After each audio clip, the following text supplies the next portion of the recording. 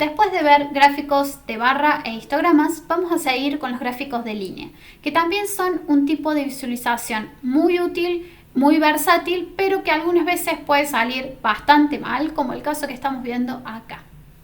Recordemos que los gráficos de línea se deben utilizar para graficar variables numéricas y continuas en el eje X. En este caso, la edad la entendemos como discretizada porque solamente respondemos nuestra edad en años, pero tiene siempre un sentido discreto, un sentido continuo porque sabemos que entre los 40 y los 60 años, por ejemplo, podemos tomar cualquiera de esos valores. Por otro lado, en el eje Y también tenemos que graficar una variable numérica y en este caso elegimos de vuelta graficar la estimación para los salarios de los programadores juniors. Entonces, ¿qué es lo que está saliendo mal con esta visualización? Lo primero es, parece que tenemos muy pocos puntos en algunos grupos.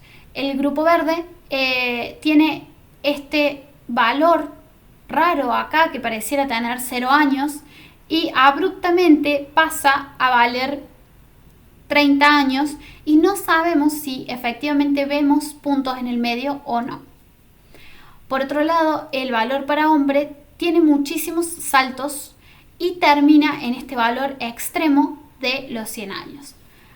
Estuvimos hablando en el video anterior sobre los outliers y si sacarlos o no. Probablemente sea una buena decisión sacar personas con edad de 0 años y personas con edad de 100 años en cuanto al análisis de cómo afecta la edad a la estimación de cuánto gana un programador junior. Y con respecto a esto que va saltando, digamos, la curva, que no es una curva suave, entonces no nos permite sacar ninguna conclusión en base a eso, excepto de que el valor cambia mucho, se debe a el tipo de estimador que estamos usando. Si vemos la documentación de la función lineplot, vemos que primero que tenemos un montón de parámetros que nunca le pasamos y pueden mirarlos para seguir personalizando su gráfico, pero en particular volvemos a ver el estimador y el intervalo de confianza que vimos para el gráfico de barras. Entonces, ¿qué sucede cuando sacamos un promedio de muy pocos valores?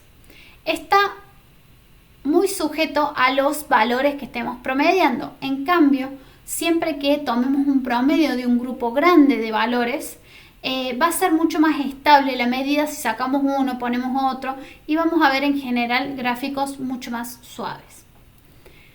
El intervalo de confianza se representa en los gráficos de línea como esta porción sombreada del gráfico. Entonces, en las partes en donde no tenemos ninguna sombra, podemos estar seguros de que vamos a estar promediando muy pocos valores, 1 o 2 valores. Entonces, en realidad, este punto de acá no es un promedio, es el valor que hemos tomado del conjunto de datos. Eso nos da la pauta de que esta visualización no está siendo adecuada para representar el patrón que nosotros estamos buscando. Como nos vamos a encontrar muchas veces ante esta situación, acá vamos a ver una forma de solucionarlo, que es hacer algo similar a lo que hacen los histogramas. Es decir, vamos a cortar nuestro intervalo de valores bastante continuo en pedazos mucho más discretos y vamos a agregar, o sea, vamos a agrupar los valores dentro de esos intervalos para lograr estimaciones mucho más suaves. En este caso vamos a usar esta función que está basada en la función pandas.cat, que hace justamente eso, agarra una columna y la divide en un montón de intervalos. Nosotros elegimos los intervalos para que vayan de 5 años en 5 años y acá todavía no hemos sacado el outlier de 100 años, así que bueno, pueden sacarlo como ejercicio. Y vemos que la cantidad de valores que tenemos en cada uno de nuestros intervalos es bastante regular. En realidad parece más bien normal, pero es más regular que lo que veíamos acá de tener tan pocos valores en cada uno de los puntos. Cuando graficamos nuestro gráfico de línea con algunas mejoras, entre ellas poner claramente en la etiqueta del eje qué es lo que estamos calculando y poner los intervalos en el eje, perdón, acá dije eje X, era el eje Y. Vemos que la curva se suaviza un montón. Se suaviza mucho más para hombre que para los otros valores de género, porque teníamos muchas más respuestas de hombres y ya vimos que el estimador para estos estimadores puntuales que estamos calculando, para el promedio en este caso en particular, tienden a ser más cercanos al valor de la población a medida que nuestra muestra es más grande. Y